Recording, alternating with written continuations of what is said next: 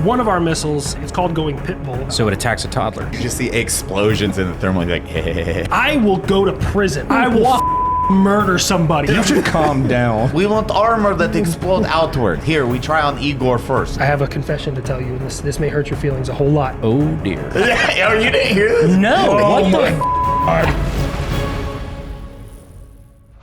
Are you recording now, Mr.? Oh my God! Put watch on back was such an idiot. Oh, and then we pop. So stupid. I have a smartwatch. It make me feel dumb. Idiot. Okay, here we go. It tell me I need to calm down all the time. Especially when I record video about hypersonic. 3. Oh, shit. Oh, shit. 3, 2, 1.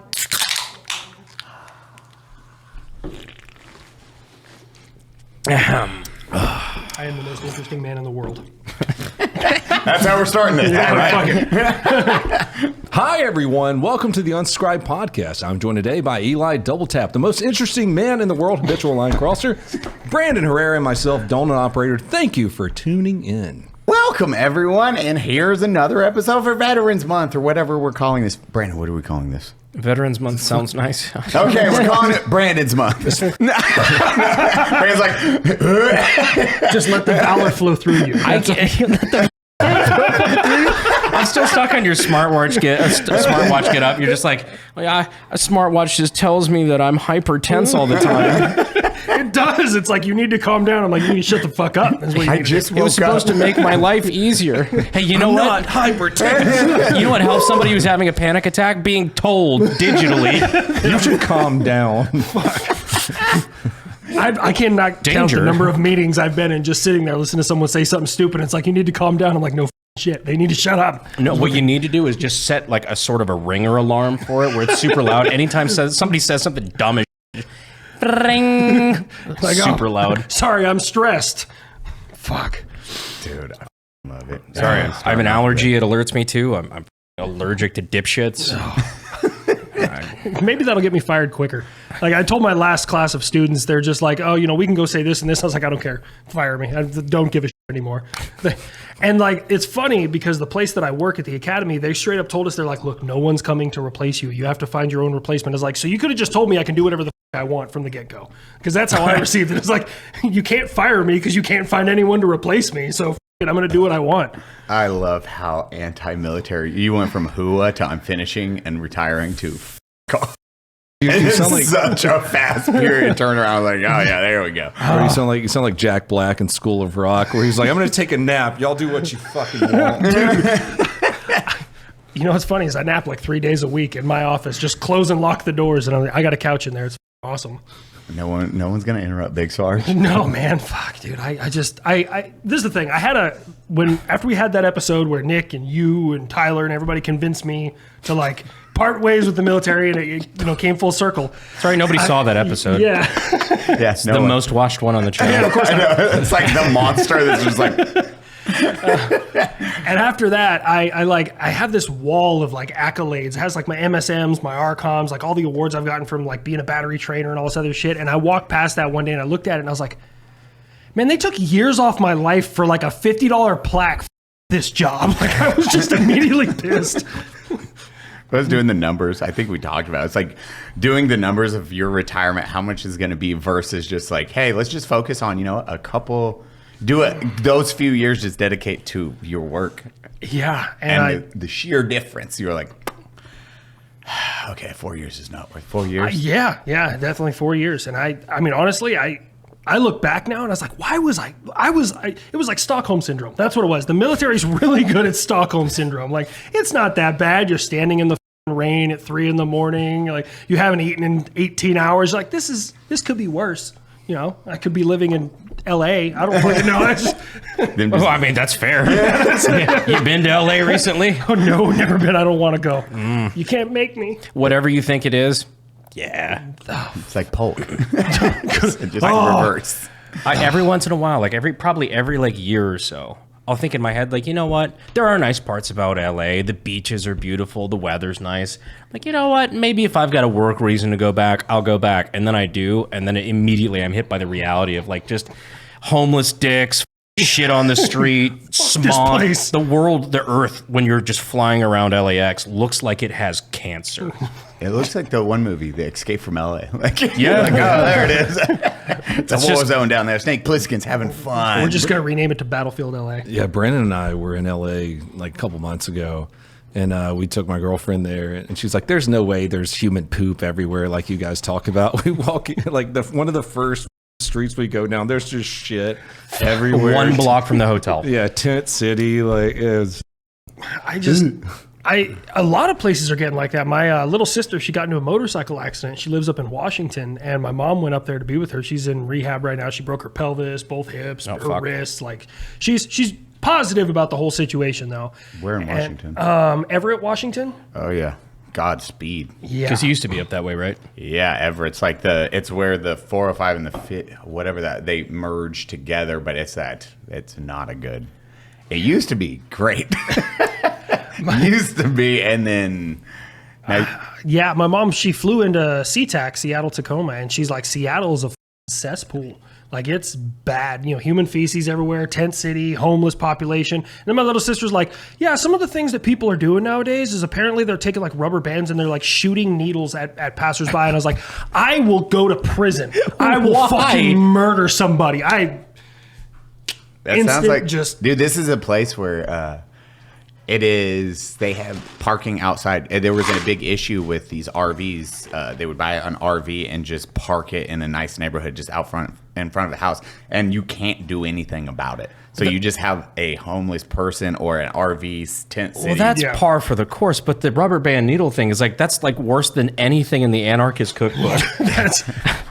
I will darts. straight prison. Straight. You got HIV? You got HIV now. I got you. Fucking. Oh no! Pull it out. Par with fucking Genghis Khan. Oh yeah. Genghis Khan came up with this long time ago. I assume it's just like homeless vagrants who already have HIV, so it's just Probably. like biological warfare. You think you're better than me? Dude, the only like amount of rage I could ever compare to that, and it's not even comparable, but it's about as close as I've ever experienced. The worst wake up I've ever had in my entire military career. I was at Fort Carson. It was 29 below zero. We were doing a platoon patrol base. You're familiar with those. You got like you and your buddies, like a wedge, sector of fire, all that jazz. Meanwhile, I had like maybe 3 hours of sleep max, because the Army sleeping bag, it'll keep you alive in that temperature. It will not keep you comfortable. Like, alive is the best you're going to get. And it snowed overnight, and I had the waterproof cover, we call it a bivy cover, on the sleeping bag. And I remember I opened it, and a foot of snow fell straight onto my face after freezing my balls off all night and get like 2 hours of sleep. Instant rage. 0 to homicide. I would have killed everything.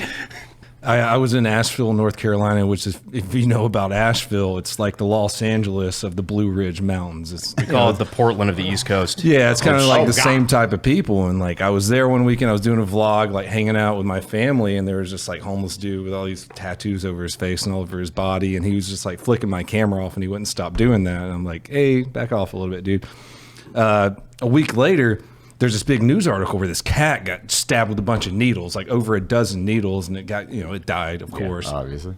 And it was that dude. They put him on the newspapers and stuff. So when all this hurricane stuff happened, I was worried about all the residents down there, the floods and stuff. But like, one of the things in the back of my mind, I was like, really hope that fucking guy died.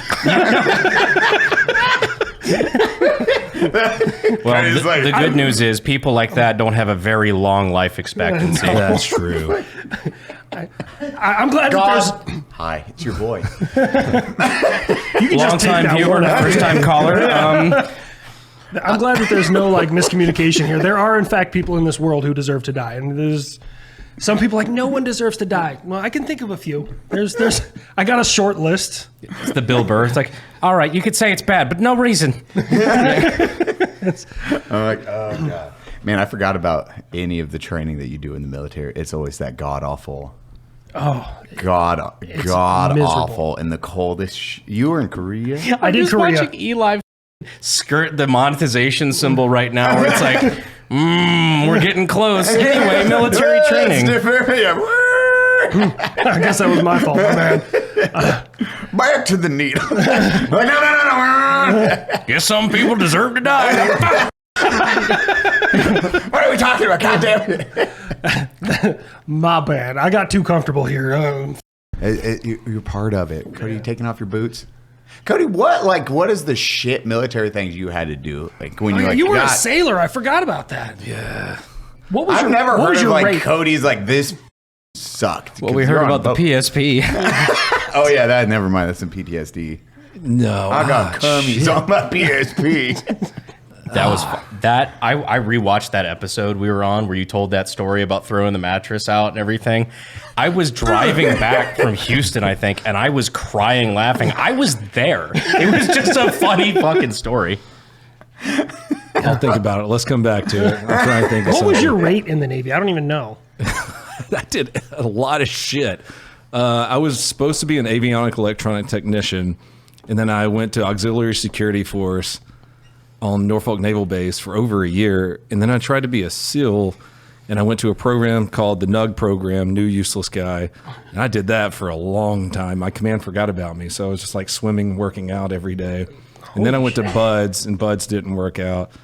So my naval service was pretty subpar. Yeah, Dude, you got trapped in that thing that you love, where it's like everyone forgets about you, and you're like, I hope the government doesn't remember me. And because you would have retired. If it would have just stayed there for 20 years, you'd be like, Your job was to swim in San Diego. How awful was that? it was pretty rad. You're like, never find me. When we Never find me. When we landed back to Iraq during mid-tour, it was a sandstorm for like That was Whiplash. a week. No, it's going back. It's that. It is because you just get time off where you're just like, I hope this storm doesn't end, because when you land, they have to fly you in helicopter to your station. They couldn't take off. So it's just a sandstorm, and I'm grounded for like, I think it was 15 days where I'm supposed to be in combat. I was like, maybe the sandstorm just goes on for like 2 months. Your boy skirts 2 months of war. And then finally it cleared up. Like, hey, you're flying out. I was like, fuck, okay. You know what's interesting is I've never been deployed to a place that had like that wall of sand, that sandstorm. So like I did Afghanistan and UAE, and they both happened there. But both times I was there, I was in RC South in Afghanistan. Monsoon season, I remember standing in the guard tower, like begging the SOG, Sergeant of the Guard, for my poncho. I had built an igloo out of ammo boxes trying to block the rain, and he like runs up the stairs and just throws it at me and runs back away. I'm freezing my balls off. But like that happened, and then in UAE, we had like our Patriot site. And I don't know if you guys know this. There's, aside from a sailboat, the best known catcher of wind is the door of a Patriot ECS. I don't know if you know that. And it was fucking pissing rain, and it was blowing sideways. And I remember I opened the door, and there's like a pressure differential inside and outside the van, and it caught the door and smashed my fingers in the door jamb, and then yanked my shoulder real hard, and I almost broke that door. I was trying to punch the wind in the face. Let me put it to you that way. Like I was that fucking angry. You're like the Florida man when the hurricanes they're shooting at it with shotguns. God damn it! I'll take you, hurricane.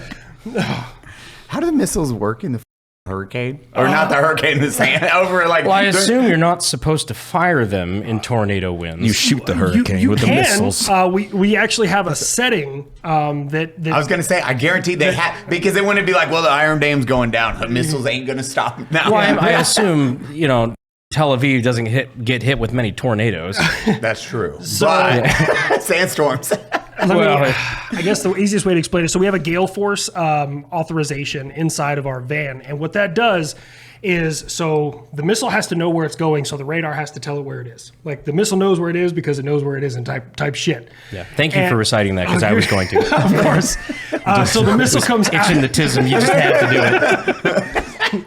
So missile comes out, radar acquires missile, and there's an uplink, downlink, right? In gale force winds, as that missile comes out, it can shift left or right. So what it does is it opens that gate of where the missile passes through when the radar acquires it. So if it comes out and it's pushed sideways, the radar knows where it is. So it just widens the cone of where That's it all can it does, catch yep. it. Okay. This just reminds me of that viral YouTube. The missile knows, does not know where it's at. The missile knows where it is because the missile knows where it is not. We got to tell it all that. The missile's dumb as shit. Stupid missile. Are you ready? Babe, let's bring out Big Daddy. Love that idea. Who wants better sex? What'd you do with my wife? Don't worry about that.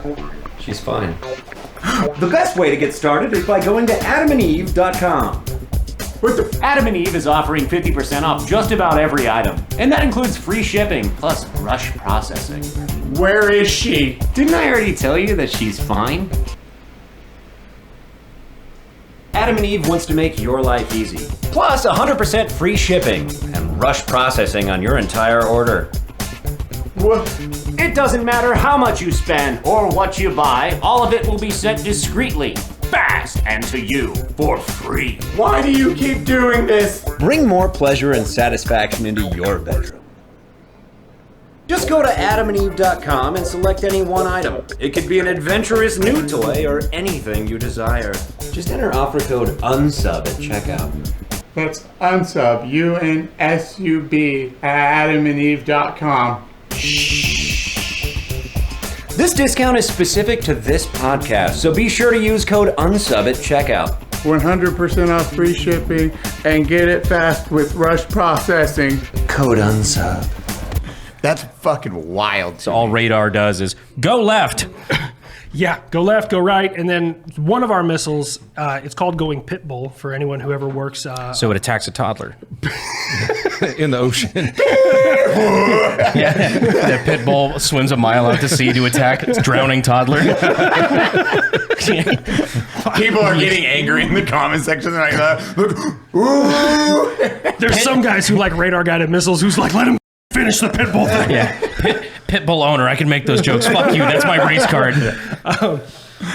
So one of our missiles, we guided in the whole way, and the other one, the target doesn't know the missile is coming because we don't like paint it with anything special. It's called a track wall scan or track wall search. It depends where you read it. The radar just looks at the missile and looks at the target and tells the missile where to go. And then about, give or take, unclass is like about half a second before impact, the radar goes, you got it, and the missile goes, I got it, and just smokes it. Yeah. Oh, so it's like right up until the moment. Yep. And it's like, So it's kind of like what the old like wire guided stuff used to do. As soon as it like reached the end of the wire, it's like, all right, I know where I'm going from here, and just pretty disconnects. much, yeah. I don't know. I'm not too experienced with wire guided stuff, but yeah, going pit bull but that's why every pilot, including a couple of friendly ones, have never survived a Patriot engagement. Yeah, we shot down 3 friendly pilots. Wasn't me. Like I wasn't there. I hope not. Yeah, no, I didn't do it. But that's the title of this episode. British I didn't do tornado it. and And that news article. You all find out something radically new about you. You're just like, yeah. So that's my PTSD. Those poor children. Fuck, dude. those pilots had no idea what the was coming, but it looked cool. Jesus. What was the situation on that though? I'm really curious. So the way radar works is We're all about to feel really bad about making those jokes now, but yeah. So imagine the way radar works is imagine you walk into a room and it's pitch black and you have to figure out who is in there by their sound, how they move, and how they smell. Echolocation. That's kind of the way a radar works. So like if you're an enemy aircraft, you don't want me to know what you are. Yeah. But if you're a friendly aircraft, oftentimes you have your identify friend or foe turned off and you don't want anyone to know what you are. Because that's, the easiest way to go fuck up Saddam. That's what they were doing. So friendly aircraft went out, did a bombing run. They were on their way back in. I actually talked to one of his wingman, one-on-one. I talked to his wingman. The Juice was the guy that we killed in the American F-18. That was his call sign, Juice. And what they did... I loved his football career. The whole wife situation. That's, Well, you can't win them all. Although he did in court, but So back Somehow. then, our radars couldn't big fan tell of us. Broncos. Fuck. I love that. God damn it. We'll go back to that. Just the ridiculousness of that. Oh, man. So back then, our radars were good, but they're not as good as they are now. Like, I know a lot more information about somebody. We have... Okay, I don't know how much of that I can say, but we know a lot about something flying through the air.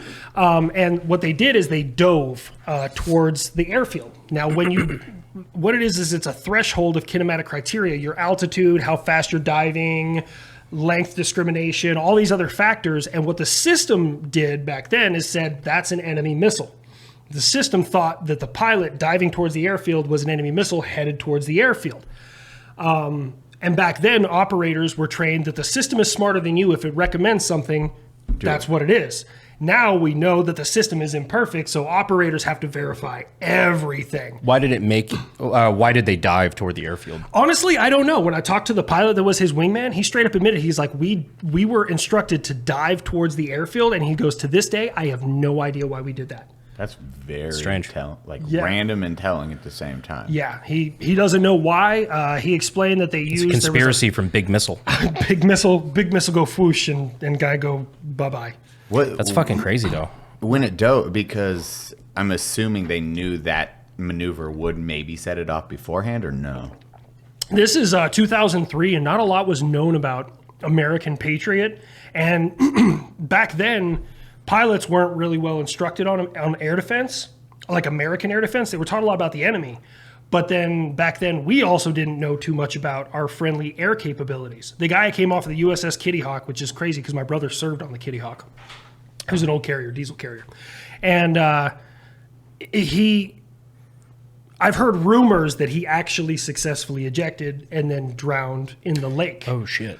Don't know how true that is. I've heard rumors of it. I have no idea what the truth is there, but they did. But they kind of got us back. The Air Force got us back because there was a British Tornado shot down. Same situation. They dove towards the airfield, and we smoked 2 British pilots. The F-18 dove towards the airfield, smoked an F-18. And F-16 actually saw the radar, picked up the radar. The radar knew it was an F-16, so it was like, hey, I'm going to leave it alone. The F-16 didn't know the radar was the radar. It came around behind it and smoked it with an anti-radiation missile. So yeah, they kind of got him back. Yeah.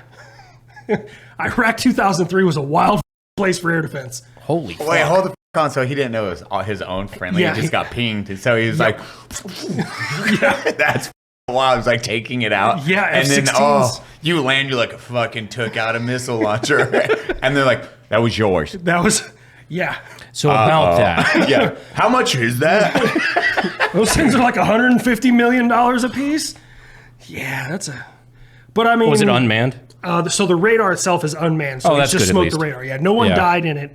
And That's a harder thing to explain. they actually got it back up and running in 24 hours. I talked to one of the guys that was out there. He's like, dude, if we would have moved that radar an inch, all the connectors would have came undone because they were like just held together with like bubble gum and like random wires they found. They're like, but we got it running.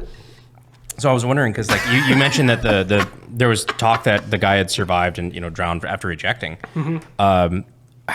What's the missile payload like on that thing? Because I'm just thinking the raw TBI force of a rocket, or excuse me, a missile going off that close, if it makes contact with your aircraft, like that's gotta fuck you up. It depends on the missile. PAC-3, Patriot Advanced Capability version 3, those are kinetic kill, tip to tip. That's the way they work. Yeah, of course, I had to make a tip to tip joke. Yep. Love it. PAC-2, which is what he got hit with, is a proximity kill. So as it approaches, it explodes like a shotgun shell through it. So there's a distance gap that could be anywhere. Yeah. Okay. So, I mean, it's a 16-foot missile moving at roughly unclassified Mach 4, hitting with the kinetic energy of a freight train going off a 70-story building. So it's a pretty hard hit.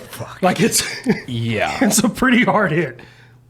Yeah, I was just trying to think of like a scenario where the pilot, if there is an explosive on something like that, like even if I don't know, like just how you survive that, because I mean, an explosive that close, even a low, much smaller payload of explosive. Well, he might have gotten lucky because it engaged him like a missile. So Patriot engages missiles different than we engage aircraft. When we engage aircraft, for various reasons, not just lethality, and this is going to sound really war crimey to anyone who's never heard it.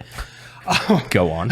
And I can say this because Lieutenant Commander Candeloro said that. We don't Very good to point out the Yeah. exact name. Go on. I'm going to say the exact name. It doesn't target the aircraft. We target the cockpit. It comes down on top of the cockpit. So Why is that? If you can say. I don't know if I can say. Okay, that's fine. Dude, that's one of those hard ones. It's like with certain weapons, it's not, you can't use it on enemy personnel, but you can use it on their armor system, their weapons. Remember we talked about this the other day. It's like The chin strap? I aimed at his comms gear. Yep. The 50 cal is an anti-material weapon, which is why I aimed for his ear pro when he was turned to the left. Yes. Haha. The 50, I love it. The AK was M2, here. the M2 is the just most perfect weapon system. Like everyone always asks me, like, what's your favorite weapon, HLC? Like if you don't want me to pick between like, handheld, crew serve, anything, M2 heavy barrel 50 caliber machine gun. It's perfection in motion. It didn't. Doctor. There we go. Doctor. If you have somebody who accurately headspaces and times that gun, it runs. I have a confession to tell you, and this may hurt your feelings a whole lot. Oh dear. The newer versions we have in the Army, They do it themselves. shove in, twist, done. That hurt my feelings. No. I know that. Oh, I'm sorry. The hours I spent on stupid classes. And they fire better dirty. Don't ever clean your M2. You give it a quick wipe, some CLP, move on. They fire better dirty. You want a girl with some experience, Oh, yeah, of course. Dude, once I heard that, I was like, get the fuck out of here. You just have to screw this in, and then it locks in, and then that's it. Yep. I'm like, yeah, you don't do the 3 rotations out. Look at the window. Okay, it's good. Put in no. But I still know how to headspace in time of 50. I Go still know how no to do it. gauge, and you're doing all that dumb shit just for it to run right. That, and you really don't need to you don't need to do it every time after you know your gun. Where you're like, oh, okay, that likes to be screwed in all the way, and then you unscrew it 3 clicks out. Yeah. Boom. Like if you know your gun, you know what it likes. That's right in the sweet spot. Yeah. And you try to memorize that sweet spot, so you just make assembling and disassembling. If I remember, it was way 14 faster. years ago. I think my truck's 50 was 7 clicks. Yeah. Unless she was hot. When she was hot, it was 5. Ooh, thermal expansions, Yeah. motherfucker. That's You got a gun sitting on top of a truck at 120 degrees. Some shit's going to expand. Well, dude, it is terrifying when you use those, like the MGS system and then the thermals and how it compensates for, like when you're driving at 60 miles per hour hitting bumps, that the target doesn't move. When you're aimed at something, it's like the vehicle's like going everywhere, and it's just like chicken head, just gyroscope right onto your target. That's the same as an Abrams. Just Yeah. hold the Cadillacs. That gun will. You could turn that tank in every different direction. That gun's going to stay right where it's at. And then you see the rounds just like thunk, thunk, thunk. Boom, boom, boom, and you just see explosions in the thermal. You're like, hey. because those are the ones that they were doing the videos of the tanks firing after jumping a ramp and firing in midair because the gyroscopes were that good. Oh yeah. Did you notice if you pay real close attention to that video, the tank is riding a little bit lower after that because those tanks have torsion bar suspension, just like the Abrams. So they have a giant bar that's like this big that runs through the whole hull, and there's a wishbone on either end, and it twists the metal. That's the suspension on an Abrams main battle tank. And if you come down hard enough, you'll snap them motherfuckers, and you got to pull And just slam everything down, bro. apart. So it's just like the old school Dukes of Hazzard where it's like, yeah, it made the jump, didn't make the landing. Nope. They just rotate things like, there's a good commercial beat. After 7 seasons, you got 300 cars sitting over there on the side that didn't make it. Yeah, they. I've never lost one of those. I've thrown track back when I was a tanker. I've thrown track. My lieutenant, he threw track hard enough, and I'd never seen this before. So in the track, there's cooling tubes that go all the way through it. And if you see an Abrams, like after it's been driving for a while, drive through water, the track will steam because those cooling tubes are so hot. And he went to pivot steer, his driver did, and a cooling tube shot out and stuck in a tree like 50 meters away, and the track just came apart. I was like, I have never seen some shit like that. Like I've never seen Cooling tube shot out. it ejected straight up, like it snapped and pew, I was just stuck going to in a ask, tree. is that bad for it to rapidly cool? Like, apparently. I guarantee somebody has died by that. Oh, I was yeah. gonna say, Sometime the squatted guys that were pinned to that tree. it's just a formation. Now skewered. The dude kebab in the pine tree. Just lower the tank. we didn't see nothing. Sorry, I think a tank did it. I don't know what you're talking about. The enemy just shot a cooling tube at us. God. Dude, like tearing track off is, for the people that don't know it, I've never had to deal with it. I've dealt with like changing a tire, a striker tire, and that's still got 200, 300 pounds or something. ridiculous Honestly, like that. so aside from the weight of the track itself, the Abrams has really, really cool tools, and they work most of the time. We have these things called track jacks, and what they are is they're a hook on both ends. They weigh like 25 pounds, and you put those around the cooling tubes when you're trying to close your track. Put one on the inside, one on the outside, and then the slave receptacle on the back of the tank, you have an impact that plugs into that. You just brrr, brrr, and it pulls the track together, and then you put on the end connector. It's actually pretty Cool. Oh, it's just like my uncle when he was, trying to change the mainsprings in his car and his axles, just like doing clamps on them. Oh shit! Yeah, just like staggering those and just like compressing it. That's working with a hand grenade. That's scary. Yeah. No, he didn't live very long. I don't know why. I can't imagine. He may or may not crazy. have a strut like impacted somewhere in his sternum. I don't like doing struts, man. No, they're terrifying. It's just an active hand grenade. You like cinch it down with like ratchet system. You're like, What's the pressure rating on this thing? I don't want to be around this. There's some guys that are like, it's not that bad. And they have like a snap-on $700 wall-mounted like compressor that they use. And I was like, yeah, if I had that, I wouldn't be nervous about them either. But I'm here with a ratchet strap and a prayer. What's fucking interesting though about the Abrams is how much you're not allowed to work on them. I didn't know that until like some friends of mine that I talked to, like they used to run the Abrams back when the Marine Corps had those. But they didn't have the security clearance. Like if they needed to do something with the armor or something like that. Oh, yeah. You can't fucking no-no. touch that because that is so classified. Yeah, you tear open the armor. It's like you put a tarp over it and you call General Dynamics. They come out and with it. Like the engine and shit, that's all us. But yeah. All alone? Now time to trim the old pubes. Hey there, beach babe. Are you ready to soak up those summer vibes and get the perfect beach bod? I don't have pants on. Yeah, I noticed. Well, you're in luck, because our friends over at MANSCAPED.com have you covered from head to toe. With the Performance Package 5.0 Ultra, they'll have you looking and feeling good this summer.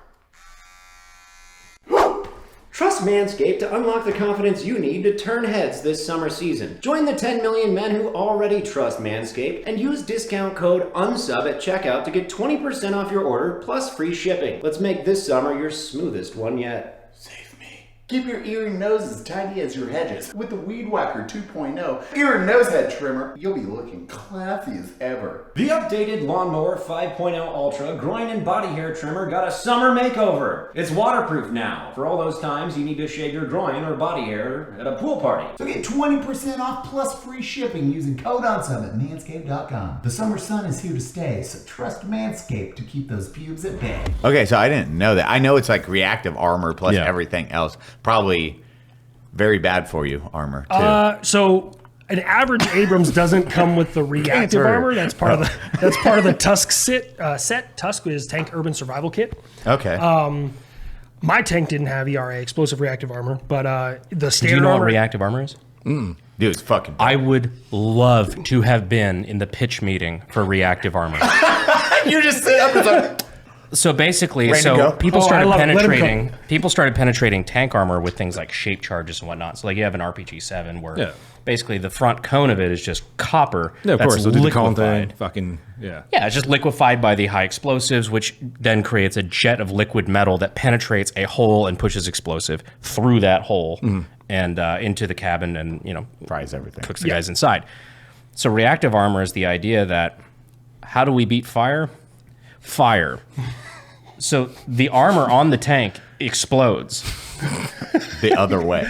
Yeah, it's literally like it takes the explosion and go, oh, something's exploding, sets off the explosives in the armor to try to redirect and basically weaken that jet of metal, which like I would just love to have been in that pitch meeting where the guy's just like, I know how we beat that explosive that just hit our tank. What if we make tank explode? The other way. Hundreds of bricks of explosive That's with the metal most plates. on them. American thing I've ever heard in my life, dude. It is as they're saying, like it is. You have like stacks of just essentially C4 like, facing outwards, like Claymore's just that way. It sounds like they bring in J.J. Abrams. So like, how do we beat these explosives? Explosives. Or and lens flares. I don't even know which country came up with explosive reactive armor. It had to be us. I want to say it was us, but I see a lot more Russian tanks with it than I do American tanks. They probably adopted it afterwards. I think was it Well, it would have been like the T-80s or 90. When did that first come into play? Actually, come to think of it, that does sound like a very Russian thing. Now that you say it out loud. That's we want armor that explode outward. Here, we try on Igor first. It's almost like we Shoot have him a. right- like imagine if it's reactive chest plates. Oh god, yeah, works very well for tank, not very good for Raven. Dude, we have at the Fort Sill Training Support Facility at the Air Defense Artillery location, they have, I don't know what it's called exactly. It's a tracked Russian vehicle that has quad 20 millimeters on it. And it's like one of their anti-aircraft guns. I didn't realize how shitty Russian equipment is, because like right next to it is an Bradley linebacker. It's an M6 Bradley linebacker, which is a Bradley designed for anti-air. Instead of tow missiles, it's got stingers on it. And you go over to the Bradley and you knock on it, it's like solid. Like it feels like you're knocking on concrete. It does not give. You go over to that Russian thing, it's like it's made of like rolled aluminum. It is just so shitty. I'm like, the survivability, that's awful. No wonder they think the Bradley's fucking amazing. It's not built for it. No. People are replaceable in Russia. Remember that. Well, there is, and you know, it sucks, but like to prove that. every military has that, is how much is the person worth versus the equipment, and what is the manufacturing capacity to replace the person versus the equipment. And that's unfortunately like the devil's arithmetic for certain things like that. I think the U.S. military, I remember reading somewhere, and it could have changed, is they value a human life, like a soldier's life, at around $90,000, which I'd take that. You know, I'm good with that. Me being worth about 90 grand, I'll take it. I learned that in Fight Club. That scene, where Edward Norton's talking about like the car manufacturing company, because he's like works with insurance companies. He's like, well, if the cost of doing a recall is more than just paying the family off that died in our cars, we just don't do a recall. Holy shit. That's a Fight Club. For a second, I thought Cody was talking about he joined a Fight Club. I was learning about this. I was like, I learned about that in my Fight Club. A plus B equals C, then like, okay, we're not going to recall the cars. They're just, we're okay with the casualties. And you know that's a real thing. It is absolutely a real thing. 100%. Someone has to do that math. Also, I found out who made the first reactive explosive. Reactive armor. Australia. Huh. You know, Australia... Wait, they don't get the credit they're due. You know, they also came up with the cardboard drones that are used in Ukraine right now. No. They made cardboard drones. They're like a couple $100 a piece. They're full of explosive, and they've been using the shit out of them on Russia.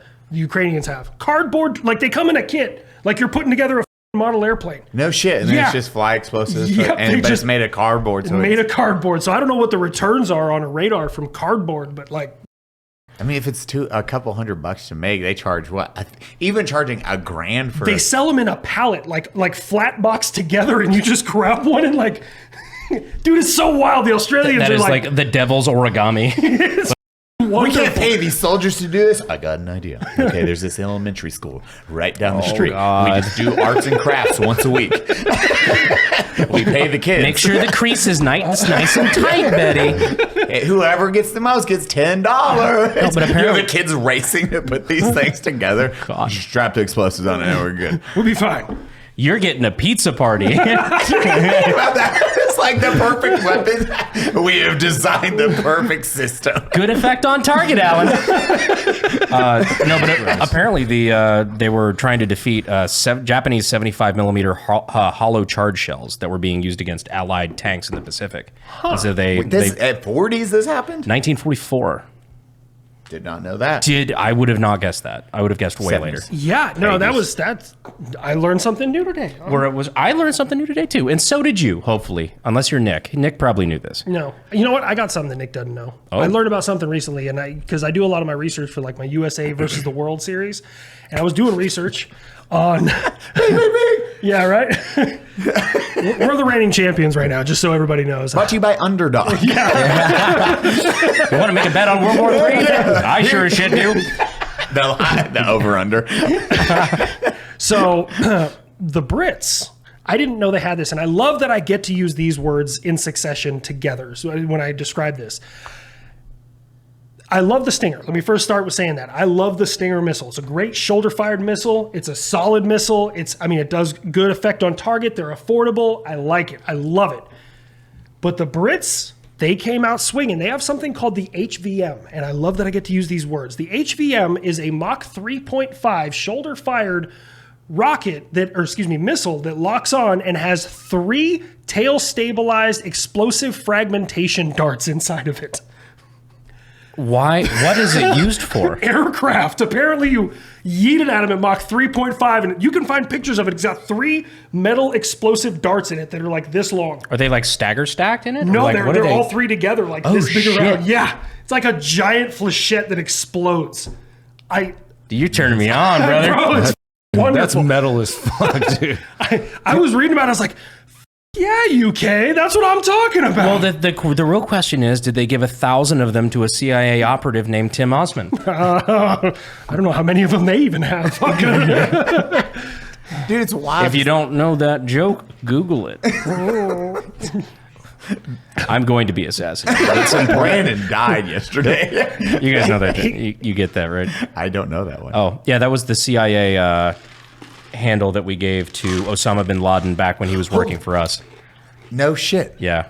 Whole Back Soviet when- invasion of Afghanistan, all that. That's when Rocky 3 came out. Oh, I'm sorry, Rainbow. Rainbow 3. 3. Was it Rambo 3? Rambo 3. I never I noticed have that. the Dishka from that movie. You have the Dishka from I have that the movie. rubber Dishka from that movie. Oh, I was like, how the f we never fired that thing? I was like, Oh, I've got a when? Dishka, but I don't have the Dishka from that movie. Okay. I was like, That Dishka is actually hilarious because they had no idea what a Dishka was, or didn't have access to like cloning it because it's during the Cold War.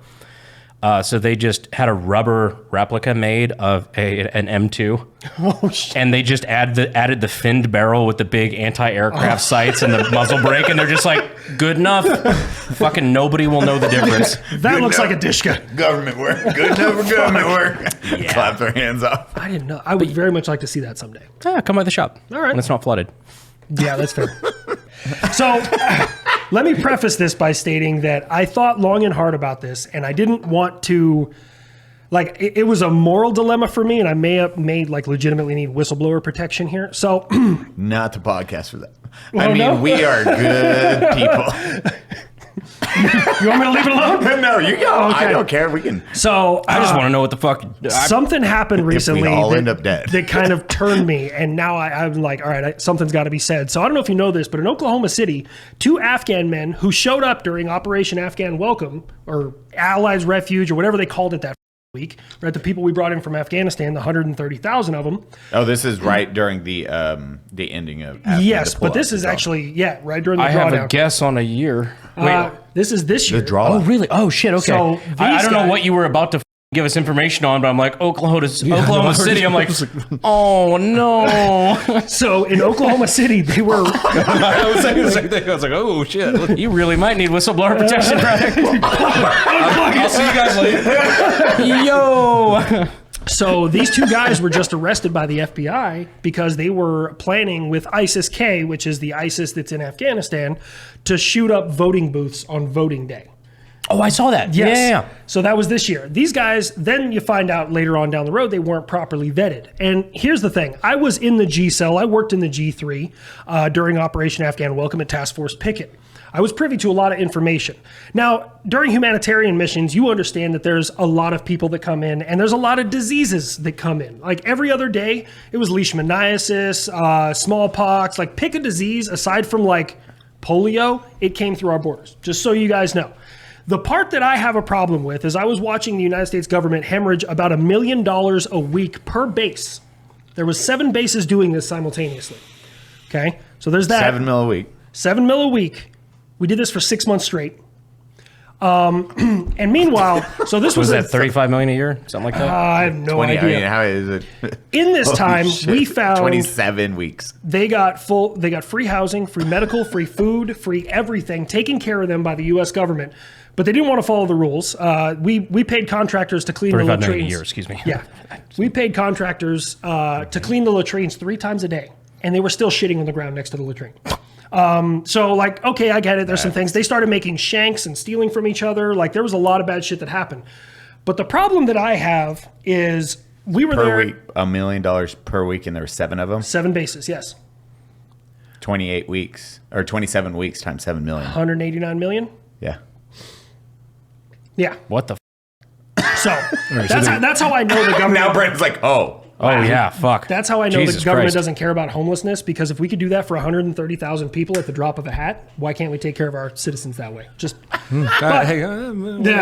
problem I have not is, and I was kicked out of this meeting. I was assertively requested to leave this meeting. Now this goes to you in law enforcement, and this goes to you as a prospective politician.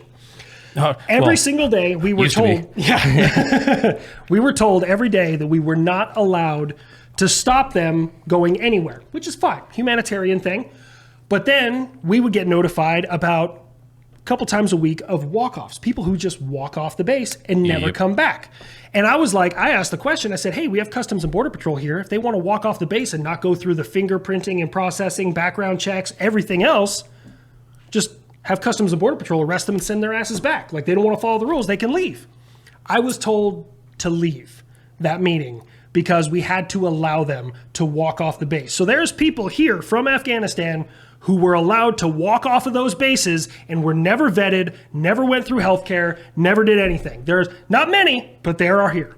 It would be just let them on and off with no. Like, they would let them like leave, like completely leave and never come back. I have a story that's associated with that, actually. Oh, really? Just something that I've heard from, and I didn't know the context until just now when you told me. Was, friends that I have that, active duty that were told that basically like, hey, these guys are your responsibility. You got to like just basically put up with them for a while. Like you have these, 20 dudes you got to watch and whatnot. And they were asking him like, can we go to Walmart? He's like, no. He's like, but we need cell phone. It's like, the fuck you do?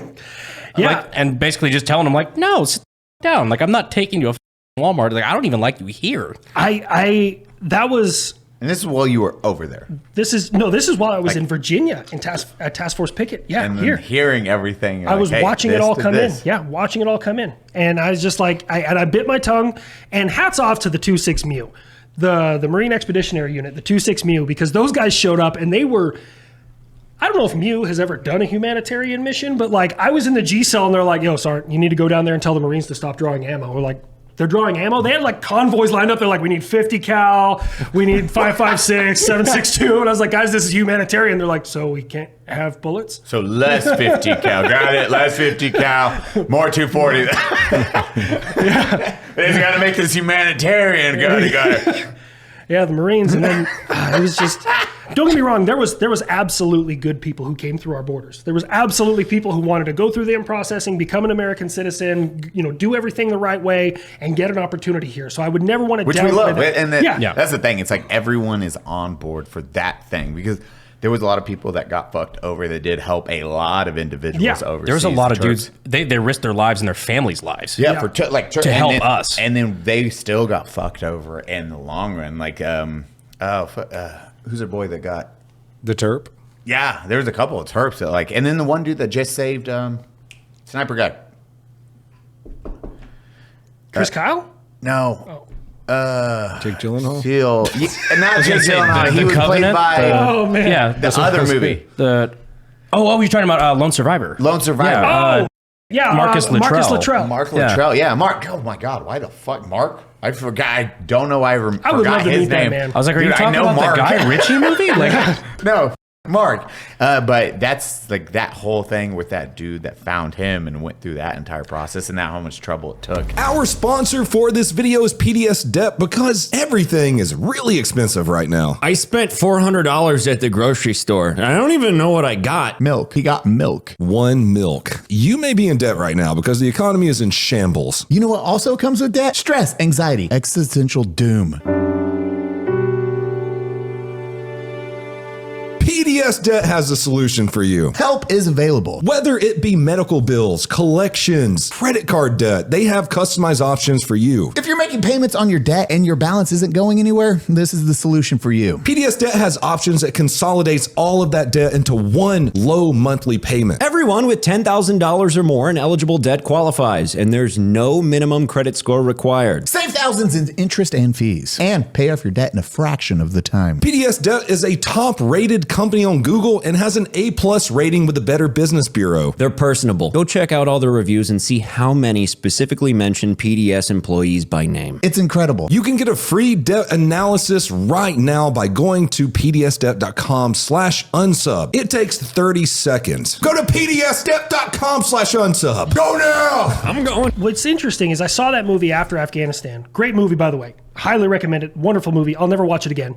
I was like pouring sweat, like leaving the movie theater. And it was fucked up as I could understand the Afghans because they were actually speaking Pashto in the movie.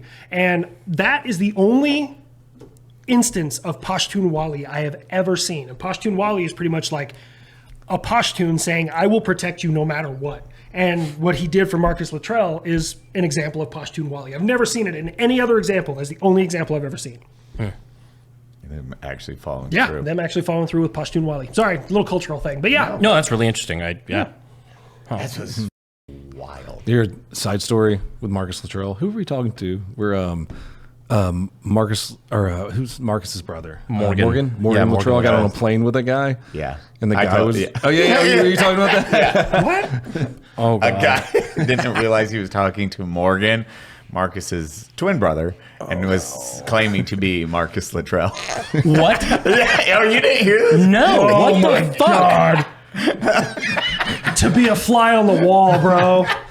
And the guy was like, And by the way, Morgan Luttrell is not a fucking nobody either. No. And Also, he was looks like- just like him. yeah, he's like identical twin, and this dude's I like, thought this was Marcus Luttrell. Oh, He's fuck gotta off. have- he's gotta have but yeah, it was like, oh, please tell me about Marcus. Oh, No, man. tell me about yourself. Oh my God. Yeah. Oh, my. Dude, stolen valor's so fucking weird where it is that next degree. You're like, surely they're not going to, oh my God, they're going this deep into that fantasy world. You know what's crazy? Oh, go ahead. No, by all means. What's crazy about it, and I've never really ran into somebody. Well, okay, there's one guy I knew who stole valor, but like, it's the guys who served like 6 months to 3 years who were like, you're a disgracious. Like, they freak out, and the dudes who all did like 10, 15 years were like, you're an idiot, and just roll out. Like, it's all the guys who've been in a long time. It's like, you're stupid. Yeah. Fuck off. Like, I don't care. We've seen that one at the plane. That's the only time I can think about. Not Stand to sternum. What? Oh, with the guy talking about stabbing people. Yeah. I know. They taught me how to kill a man 16 ways. Cut a man stem to sternum. And you're like, this is like, we were for Brandon's. No, it was for the live. live shows. The live shows. Oh my God. Yeah. I just sat next to one of them and I was like, I'm like, dude, I've spent a lot of my life around people that have actually done shit like that. None of them talk that way. That's crazy. Not a though. single one. Like, dudes who have seen the worst, like, most abhorrent shit, like the Medal of Honor recipients are like the chillest. Yeah. They're like super laid back. Like, they're Their not. bodies like don't produce cortisol anymore. I've said it's really hard for, like, stress levels are what you go through in life. And then that's your reset to your stress level. Your reset to your stress level. And then you go through that so many times. Medal of Honor recipients where it's like so like, you're like, man, like mine takes a lot to like kick it off. But then I meet other guys. I'm like, dude, but they're all very just like, they're very just go with the flow. You see, they don't quick to anger. Griff. Yeah. Like you're hearing Griff stories and you're like, like that was the first time I was just watching Brian like, Oh, yeah, shit. some of the shit's crazy, dude. Like he's just such a chill guy. Like, remarkably chill. he's talking about what helicopter was it? Was it Black Hawk or was it another It's a one? Chinook, I think. Chinook landing on vertical mountainsides, and it's like they're jumping onto they're using a fence to hop on, right? Like a wooden fence or a concrete fence, and they were just leveling it right there, and the blade is right next to the fence line or whatever, and just like hovering. Dude, Chinook pilots, those guys, like, this is the thing. Everyone looks at a Chinook and they're like, it's not as cool as an Apache. It's like, it's faster. It's more agile. Like, you think it's a school bus with 2 rotors, but that thing. But they also crash a shitload more, right? Well, he was saying too, for every man that jumped on, they would have to fuel it dip for the weight, and so the pilots were so badass. They were accounting for every dude that jumped on it just to keep it stable for every guy to get on. And It was again, like, the rear rotor is 1 foot away from like a stone wall. Dude, and he's like, yeah, they're loading up the second back because he's part of second back, and they're hopping on. Like, you're like, But just imagine the confidence of like, yeah, if that hits there, probably everybody in here's dead. we're good. I know, Like, and that's it. They're like, That's insane, man. Like, that's, well, like, I mean, you see it sometimes in like the Navy. I don't know if they use if it's called the Chinook or something else in the Navy, but like where they put the belly of the helicopter in the water and a boat just drives into the back. You ever seen that shit? that's rad. They insane. drive the rib boats just like right into the back. oh, of so it. like SEAL And they teams go, are like just "Woo." hopping. Yeah. Like the dude in the back is standing there in ankle deep water, just like flagging them in a Chinook that's hovering. Yeah, dude, it's insane. Yeah, and the crew guys inside the helicopter jump to the side and rib boat just shoots up into it, and they go boop off into the distance. That's just wild to me, is that mindset of like all that, and we're lucky enough to do this. Yeah. And then I'm like, man, those dudes are doing that on the daily. And you're just like, fuck. I just like missiles. I ain't retarded. I ain't retarded. I just like rockets. This shit's wild. I have so much respect for anyone that do that, because I'm just like, God. Dude, and the shit that they're just like content with, it's really interesting. Is, have you ever, well, I mean, even all you guys, the stress that you're used to is like perspective to what job you've done. And my wife, I love the woman to death, but she does not handle like unknown very well. Yeah, so I got you.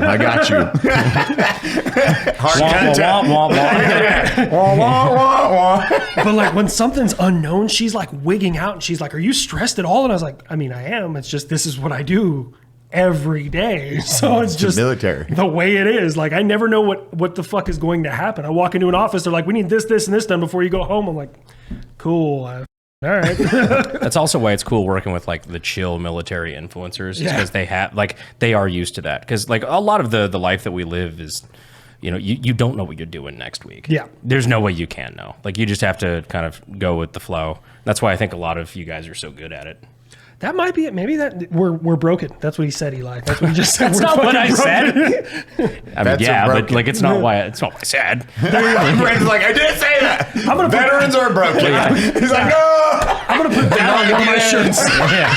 It's just gonna be a picture of Brandon says vets are broken. The actual, you guys are good at dealing with the unknown. All right, CNN. I didn't say that. I didn't say that. I did not say that. I did not say that. Who's that peckerwood down in town who blows the glass? Oh shit. You treat him like Jerry. You treat him like veterans. Here, I got something that'll lift your spirits, because I always try and learn about new missiles when I come down here, because it's always interesting to see Brandon's eyes get real wide, like, what? Like when Aegis shot that missile out of space last time. And so it's fair to assume that Uncle Sam has put nukes on everything. Literally everything. Nick talked about the shoulder-fired one. What's that? The what the fuck is the name of it? God, the Davy Crockett. The Davy Crockett, yeah. We've put it in surface-to-air missiles, like the Nike Hercules, the Nike Spartan, the Nike Zeus, and of course the Sprint missile. Pause. Cody, you know what Davy Crockett is? I have no idea. It is, think of Fallout, the shoulder rocket, the shoulder The mounted. Fat Man. The Fat Man. We made one of those in real life in the 60s. Oh yeah. I remember. Okay, he did talk about this. I watched one of his videos. Yeah. It's not shoulder fired, but like It's they like shot it it's- out of yeah, like it's Jeeps. ridiculous. Yeah. Yeah. Oh, Like it's Jeep ones. Yeah. Oh, yeah. Not shoulder fire, but it was like a mount. They had to obviously made that, like Fallout had to have made that based off of the M28, M29 system. Yeah, like it's fucking hefty, but it's It's also wild like, that you're on. It's wild. It's a man-made nuke launcher like that. When you say that statement, I love it. I think the thing about it is that you needed to fire it from the back of a Jeep because you're not in the safe distance. no, You need to drive like so we've done, let me see, we've done that, we've done surface to air. Don't kill it right now. Go. We've done air to surface, we've done bomb drops, we've done intercontinental ballistic missiles, long range ballistic missiles, but I just learned, and I didn't know, which is really surprising because I'm the missile guy. From 1967 until 1985, when it was in use, we had an air-to-air nuclear rocket, which was considered short-range air-to-air. It's called the Genie 2. I did hear about. You've heard of the Genie 2? Yeah, I want to say Nick mentioned this. I don't know where I heard of. It's a rocket they strap to the bottom of a plane, and it's like there's other planes, and you fire a nuke at them and just hightail it out and just. Because I think that's why we did the nuclear testing on whether or not like an explosion would set off another nuke, is because that was our way of taking out, like, if there are planes coming to nuke the country, we would send it at them and just kind of nuke the area and take them out of the air. That was the theory with surface to air. And I'd never heard of the Genie. Somebody in my stream, I was like hanging out, and they're like, "Have you heard of the Genie 2?" And I was like, "No, let's see what this is." You know, they tell me to look up all sorts of stuff, and I was like, "We made an air-to-air nuclear weapon? What the fuck?" DARPA, man. Dude, DARPA be DARPAing. That's what they are. It's just a room full of engineers. All right, guys. Skunk works with more cocaine. Yeah, that's all it is, dude. It's just... Dude, DARPA, we were talking with Tejano, Mexican space cowboy, and he was talking about Tejano space cowboy. Tejano, Mexican. Whatever, same thing. Close enough. Brown space cowboy. He for the prosthetics, because he has a full prosthetic on his arm. He talked about DARPA is the first one to implement for all the special forces guys to keep them in combat. They're like, no, you don't have to get out here. We'll build you limbs that make you faster, stronger, or whatever. Dude, that's insane. They're on Fort Sill, the AIT guys who are going through 13 Bravo, which is the cannon crew member. They're the ones who throw the 90-pound rounds. They're working. They have a couple of models. I don't know if they're fully functioning. They're out there with exoskeletons that help them fucking lift 95-pound rounds and yeet them all day. Which, I mean, don't get me wrong. There's going to be some vets who are like, that's going to make them weak. And I'm like, but it could make them faster. Yeah. It's like Edge of Tomorrow shit. Yeah. Like, They got, it's strange, man. Like, we are in the future. Like, sorry, they are finally caring about their backs. yeah. Finally. Dude. Not service related. You know the big rucksack we get? Like the big one, the large ruck? Yep. Oh, wait, the big green or the big backpack? The big backpack one. Okay. Yeah, so the ruck that we get, I went to go to CIF because when I was going to go to another school, I had to draw gear. And I was like, hey, I need a large ruck. And they're like, we don't issue those no more because it's bad for people's back. I'm like, took you 15 fucking years. Yeah, they don't issue the large ruck anymore because it's too bad on your back. Alice or what? After the Alice pack. It was, it was right. Alice was like still metal frame, and then it went to the plastic frame. The plastic frame, yeah. I forget what the frame's called, but wait, they don't issue them anymore because they're bad for your back. What do you carry now? They have a medium ruck, which is, it's money. Honestly, I love the damn thing. It's good for like an AG bag. It's good for like a radio bag. It's good for everything, man. Like Mystery Ranch? That shit's dope. Mystery Ranch? I'm not familiar. You know Mystery Ranch? Oh, that shit's like kind of higher end, but it's fucking nice. Don't like the tri-zip one? Yeah. Or, well, yeah, it's part of theirs. I'm so pissed right now. Do you know how much dick the Alice pack sucked? Dude. Cock walking. I can remember. Bucket. I went to school on Fort Bragg, dude. Yeah. That's all I had to carry books in. Your dad's like, I ain't buying you a backpack. I can remember. 15 fucking bucks at the surplus. This carries more books than one of those shitty Spider-Man backpacks. Dude, I can remember being in Afghanistan and you put the bag, the ruck on the ground, you lay in it, buckle yourself in, and 3 of your buddies help stand you up because it's so heavy. Like, I can remember that.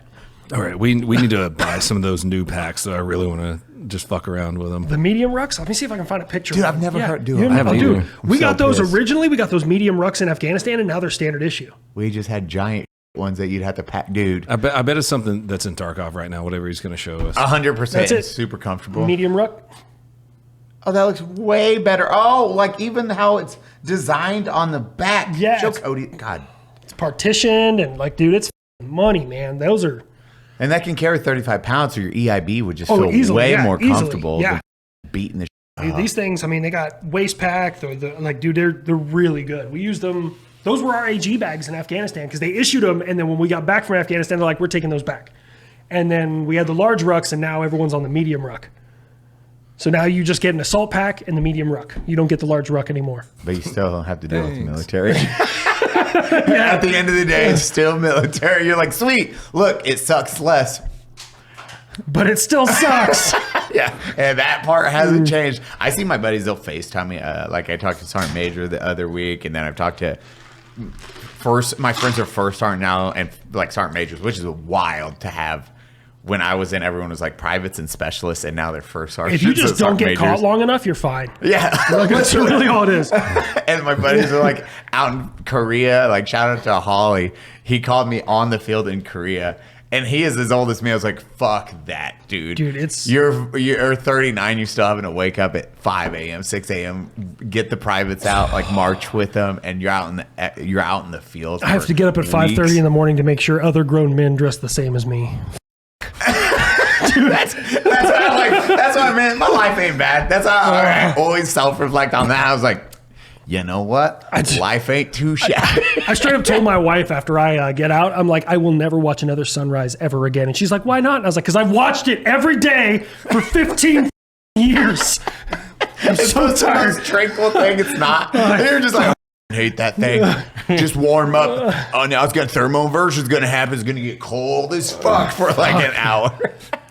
standing out there like trying to grade a PT test where the ink in my pen is freezing. I'm just like this, because like our PT uniform is made out of grocery bag or some bullshit. It doesn't stop anything. By the way, everyone in the Army is like, we need new barracks. The mold is getting bad. And Sergeant Major of the Army's like, new PT is coming in 2025. So we've spent $2 billion.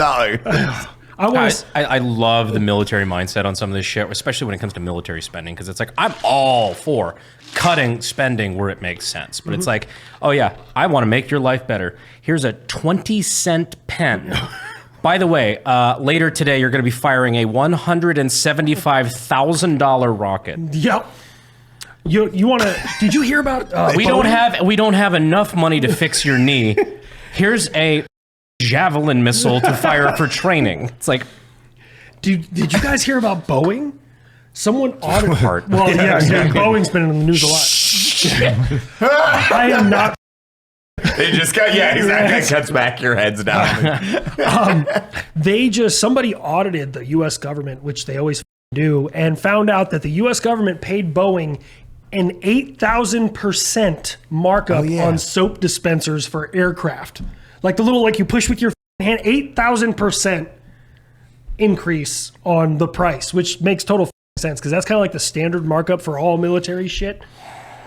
We have in my system, we have a computer mouse, like a Logitech computer mouse, costs like $7 at Staples. How much do you pay for? $748. That's why I'm excited for what Elon was talking about, the Department of Government Efficiency. Oh, so Doge. But like little shit like that, where it's like, that's weird because American Airlines, who flies God knows how many flights every day, figured soft soap is fine. Works just fine. There's a phrase for that, for like, they've had it for like 100 years in the military. It's like the $500 hammer or something like that. Oh, I don't know the phrase for it, but I've heard that a lot. Like you spend like $1,000 on a hammer, and it's because they filter all that supposedly to It's like other... the pin. What we spent, like for NASA, it's like we spent millions of dollars to create a pen that writes in space where we could have just got a pencil. Or, an iPad nowadays, but my TISM took over on that one. There's actually a logical reason for that. I learned this. Oh, did you know that? Please tell me of pencil versus. Yes, a pencil is made of graphite and lead. Correct. Graphite and lead, as you're writing with it, flakes off. Oh. In a zero-G environment, it's flammable and conductive. Very dangerk. Didn't know. So that's cool. Yeah, I learned. What about a highlighter? We're fucked. I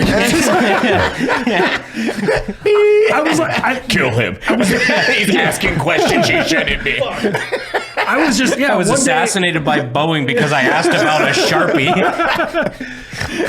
Dude, I know Elon's going to come up with something like, a pen in space travel. He's going to call it the Pen 15 or some shit like that. Of course. I guess, wasn't it Elon who he wanted to name, he had the Series S, the Series E, and then the X, but he couldn't do E because I think Mercedes had the Series E. I think it was Ford? E-Class probably. E-Class, yeah. Because, that's why it's the Series 3 now, so S3X. So, yeah, because he's a grown man child. I love it. S3XY. Oh, I forgot about the Y. Yeah, so he's got the Model S, E, X, Y. So sexy. I got to use the little air defender's room. I'll be right back. Dude, I love it. We got this is my happiest month right now because it's like all the homies are coming in. We got either before or after, we're going to have Clint Romachet on, which Medal of Honor recipient, our homie. Like, we're so fucking...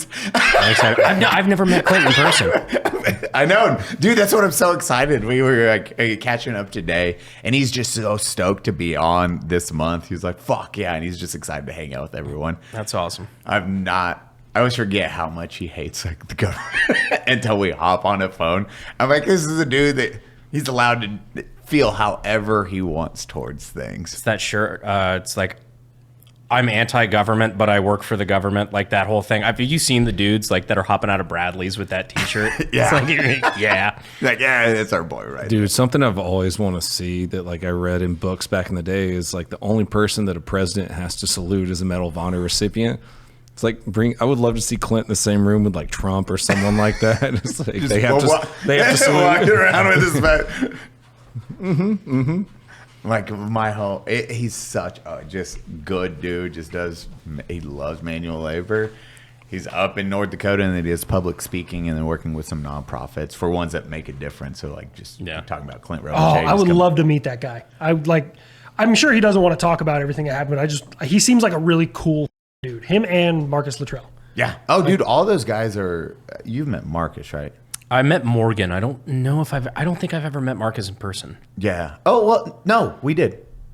At the one. Oh, that's right. Yeah. Well, in Charlotte. That's right. Yeah, Charlotte. I was like, wait. I was like, oh fuck yeah. He was up there talking during that event, and we were just going through everything. We went out to some like. Yeah, he was a really kind dude. He likes to go over speaking time, but he was. He's just really motivating, like a really like down to earth dude. I've seen some of his speeches and stuff, and he's like very direct, forward, like motivating type guy. Like, what's interesting is, and I don't know how true it is. Secondhand story. So my squad leader, Staff Sergeant Casey Grakowiak, he passed away in Afghanistan, but before he passed away, we were sitting there in Spin Kalache. It was the first time I ever had rounds whiz over top of my head. It was an American 50 cal, believe it or not. Smart ass Taliban got in between us and the vehicles on the road, shot at the vehicles, and then ran away. And so they were shooting at us on the far side. I've had that happen. Dude, it sucks. Dude, the sounds. You're like, that was the first time I ever heard hisses, and I hit the dirt. And Casey, he was laughing at me. He's like, Long, those weren't even fucking near you, man. Yeah, they're not. Fuck, I don't care, bro. Brandon's like, what the. But I've experienced it in a much less stressful environment. So. But I know what it sounds like. I don't know what it feels like.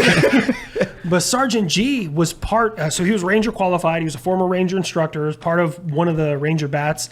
The dude, I swear he had to pay doctors to be able to deploy with us because his back looked like a road map of LA. Like his spine was, dude, it was just destroyed. But he was. It's okay, Doc. When he was a young private, apparently he was in the Ranger bat that went to go find Marcus and all those other guys. Oh shit. And he was the platoon that actually found he was telling me about it. It was like some waterfall somewhere in Afghanistan. There was like a cave. They got some Afghan dude out of there, and they found a bunch of like SEAL gear, and that's where they actually found Lieutenant Murphy was in there. That's what he told me. I don't know how true it is, but I was like, because he was telling me when he got back, there's a book called Seal of Honor, or it's the one about Lieutenant Murphy, not Marcus. And he's like, dude, I was going through a bookstore like years later, and I saw that lieutenant looking back at me from the bookshelf. And he's like, it weirded me out, man. He's like, I had to buy the book, and he's like, I read through it. I read it too. It's okay as a book. Like it goes over a lot of like what the family experienced with Murphy's family before it really talks about what he experienced. So yeah, I thought that was wild. But yeah, he was killed in Afghanistan Monday, August 30th, 2010. Oh shit! And then they found all his. Like his gear, and I guess they found his body. I don't know if they found like the other 3 guys in the team's body or just his. He didn't really elaborate on that. But yeah, he was part of the Ranger bat that went and found him. That's wild, because that was like that just a shit sandwich. And that's what happens a lot of the times. You either have helicopter go down or mission and how they push towards an objective getting rushed and the guy's fighting back, or in Marcus's case, like all that he went through like on his own and then being taken care of. However that story plays out, and you're just like, jeez. He said that while they were there trying to find those guys, like because they had like a patrol base set up, and they would go out in different directions and try and find them like every day. And that was the only safe place for like Chinooks and shit to get like resupply into them, ammo and everything. He goes, we got so used to like, as the sun would go down, the fog would roll in, the Taliban would hit us. He goes, we got so used to it. We had just pre-plots. We're like pre-plot Alpha 001, 002, 003, 54 effect. And just boop, beep, beep, beep, beep, beep. Yeah, he's like, it got just so common, the Taliban pushing us when the sun went down and the fog rolled in.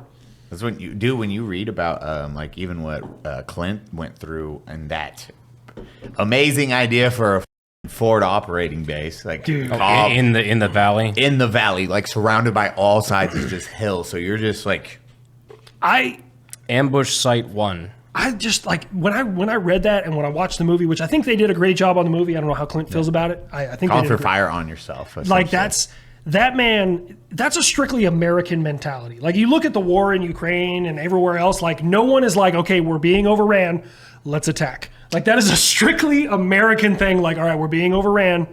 Give me 2 guys. We're gonna go kill everybody. Let's do this. And Clint fucking did that. Like that's just it was a gangster. chesty puller. We're surrounded. They won't get away now. Like, Yeah, and it's like even on what's it, We Are Soldiers, where they landed in that. It's like, what's all the guys like Russian broken arrow, like broken arrow, and then they fight back because now they're like on equal fighting terms. You're like, y'all are psychopaths, a good kind of psychopath. Have like, you ever studied fire on yourself? Anyone ever studied Operation Anaconda? no. So Operation Anaconda was the first major engagement between U.S. forces and the Taliban in Afghanistan. This was after, of course, the 12 strong thing happened. 12 strong. So Also wild fucking Yeah, story. they figured out that like a bunch of Al-Qaeda and Taliban were in the Shaikat River Valley, and that leads directly into Pakistan. So their goal was, it was like a hammer and anvil tactic, is the Afghan army was supposed to cut them off from one direction, and the Americans were supposed to push into them and just kill everybody so they couldn't fucking escape. They thought there was like 200 Taliban in the valley. Turns out there was like 1,000. And they had like artillery and mortars. They had a lot of shit. So the 10th Mountain lands in and just starts getting hit like from all directions. The Afghans, being the Afghans, abandoned the mission because they're cowards. Sorry, I'm just going to call a spade a spade. And it's really weird. You see any other military in history experience something like that, they're like, we need to evac, we need to get the fuck out of here now. And the 10th Mountain was like, we're digging in and we're going to kill them. They dropped so much ordnance, the topography of the Shaikat River Valley changed. Like 200 missions a day for 17 days straight. That was in one of the documentaries, wasn't it? I believe. I don't know if Operation Anaconda was in one. I don't remember. Just updating a topography map. It's like, Yeah. wow, those don't go as high. Yeah. There's also new craters everywhere. Yeah. Like You're dropping like 500-pound J-dams just. One after the other. They were carpet bombing with B-52s as well. Like Holy shit. they were getting ordnance. Like they were putting in work. Hey, we need over. That's like the epitome of target-rich environment. That's what that is. Like shooting all directions, good. Just like that's wild. So how'd that end up playing out? Eventually they gained fire superiority and they started bounding up, and the Afghans came back, and some of the Al-Qaeda abandoned, like they left, but most of the valley was completely wiped the fuck out. Like all the caves were closed, like they had nothing left. They wiped out a shit ton of Taliban. Bomb them up. All right, how much time did you spend in Afghanistan? I was there 2010 and 2011. So from July 2010 to June 2011. I did 11 months. Okay. That's when Afghanistan was more popping off because the Iraq war has been on the decline. And then was it 2014? I think ISIS started 12 to maybe 14. So that's when ISIS. I was part of that big push that President Obama wanted to do to finish the war in Afghanistan. So they just there was nowhere for us to stay. We just showed up and they're like, we're going to put a cop there. So we're living in a school for a week while the Seabees are putting together a cop for us. Yeah. We did that a lot. I lived in an Afghan dude's house for 7 months. Yeah, the video's on YouTube. You can look up Afghan cribs. And I made a video called It's on YouTube. Welcome to my crib. Da, da, da, da, da. Right here, this is where 30 guys sleep. We all shit here. This is my sugar daddy, Muhammad. Dude, I love it. In the video, I'm walking through, pointing different stuff out, and you see a Bunsen burner on top of a propane tank, and literally 4 inches away is a bandolier of 40 millimeter high explosive grenades, just 4 inches to the right. And I'm like, yeah, well, it is what it is. Right here, we got our top kitchen. Boom, boom, boom. And grenades right behind it. And it's veterans, or it's soldiers in war doing that video. Mm-hmm. It was a good time, man. That was home for a while, man. We'd be sitting there, and because we had no running water, no electricity, our bathroom was a hole in the ground. But every 3 or 4 months for an hour and a half, we would get electricity. We'd all be just chilling out playing cards with a Bunsen burner or something. And all of a sudden there was a light in the compound that would come on, and we'd be and just everyone scrambles to the chargers to charge your cameras and your laptops and just try and charge everything. It's God, I don't miss it at all. Period. Ever. I'm glad that phase is over, especially at my age. I'm just what I tell, it's interesting because I did that before I came over to ADA, and a lot of my ADA soldiers, they're I wish I had those same experiences as you. And the way I look at it is, I wouldn't trade those experiences for the world. Yeah. But I also don't wish them on my worst enemy. It was, experiences may vary depending on where you are in the world at what time of the, history. But yeah. You're thankful for it. You can learn from it without wanting to relive it. Yeah. Yeah. Somebody's like, you want to go back to Afghanistan? Mm-mm. Nope. Like it sucks though, because like even for you as an Iraq war vet, you see like World War II vets and Vietnam vets, and they like take them back, and they, you know, hey, we had an OP set up there, and they're like pointing shit out, and we'll never be able to do that. Yeah, like, good. That'll never happen. For one, they landed in a first world country. There's a Starbucks on the corner of Normandy now. Like, dude, I will say, what is wild? There's that, I forget the guy's name. He goes around and eats food. He has like the iron stomach. He goes to like even India. He eats everything that is offered to him on the street foods. He will eat it.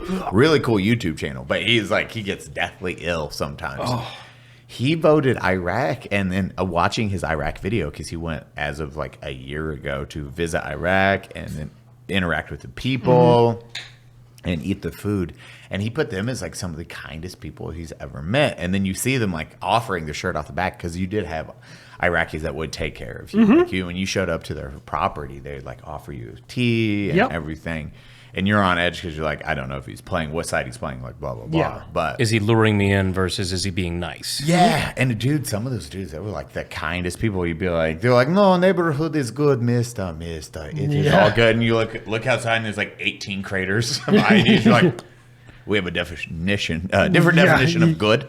But I'm going to listen to you. But they offer you chai out, like the ones that did drink. The story that Griff told the other day, where he's just like the guy he was in with that ran the bed and breakfast, the coffee shop or whatever. He's like, sir, you might want to stay for your coffee for an extra hour or so. And then he heard an IED go off. Like right outside. Yeah. He's like, oh, you're good. Yeah, now it's like, you're good, Mr. Griff. Like, and that's the thing. We're going back there. It's watching that dude go back there. He's like, man, these people are amazing. Get to eat the food. Versus when we were there, it's just like the fear of walking on that street. If you just dropped me off, I'd be like instant spike on. Every pile of trash makes you have a heart attack. You sound like a former Detroit police officer talking about going back for the pizza. You know what's funny is my brother is a cop in Detroit. Really? Oh, no shit. All right. This is very familiar then. He's only had to get administrative leave once when he fired his weapon. Oh, really? That's I don't even know the circumstances of what exactly happened, but he like called my mom and was like, yeah, I got into a shootout. They got me on administrative leave for a couple of days until they figure out what the hell's going on. I guess every time an officer shoots in that department, like IA has to, I don't know, maybe you would know, like similar to every police force, do they have to investigate? It depends on the department, the agency, and everything, man. Like sometimes you have a civilian oversight board that can decide whether your shooting is good or not, which is weird because they've never been cops before. But so people who have no experience Chicago get to decide if you did the right thing. Yeah, exactly. That's dope. That's another reason Chicago's gone downhill is because they have a civilian oversight board. That's insane. That's why cops in Chicago just like they just fucking stay out of it now. They stop policing because they stop policing, dude. It's like I mean, Cody has a good. I mean, you're gonna know that best, but the idea of telling you your job, it's no different than like the rules of engagement overseas when it's like I've had weapons pointed at me and you're like, oh, they're not shooting, so I'm fine. Yeah. And I had to like program that in my mind. They're allowed to do this. That's hostile intent, not hostile act. Yeah. Yep. Until they shoot, I cannot react or anything. I love that they made that such a big point of like Black Hawk Down. Where it's like where they talked about how bullshit the rules of it wasn't an action movie. They made the point to say how bullshit the rules of engagement were, and like, oh well, the Clinton administration in their infinite wisdom has decided not to give us air support, not to give us anything for this mission. So good luck, boys. Yeah. And then it's like, oh, they're shooting at us. No, it's still a whiz. Okay, now they're shooting at us because that sound different. There was a giant. You got 800 skinnies with AKs coming at us in the middle of the street. And not they're great. Pumping this or not, but they're not because they weren't getting fired at.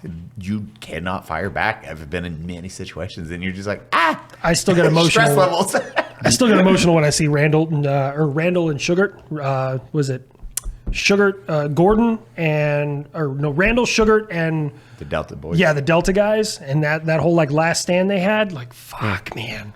The two landing and be like, they're like, this means there's no support coming. It's like, yep, we're good.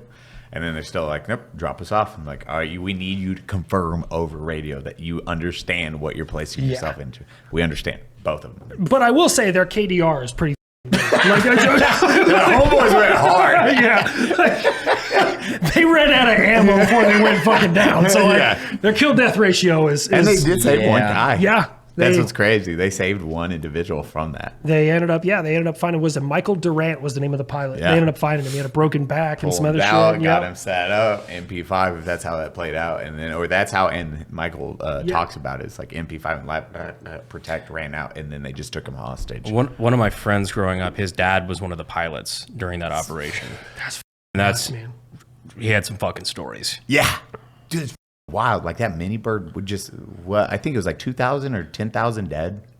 Oh, that engagement. the Somalis? We lost 20 or 22 American soldiers. Let's consult the nightmare. But I mean, that's also like consult 18 or 22. But like, that's also like 75th. 75th is like used to just like you hand them a shit sandwich and they're gonna make it into a 3-course meal. Like the 75th, just that's what they're built for. Like Point du Hoc is a perfect example of this. A surgical hammer is what they're called. As we said, it's like surgical hammer. So, Battle of Mogadishu, 1993. American casualties and losses: 18 killed, 84 wounded. Okay. Enemy side: 200 killed, 700 wounded per Red Cross.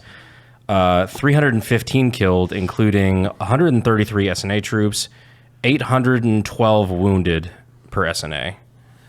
Other estimates, 300 to 700 killed.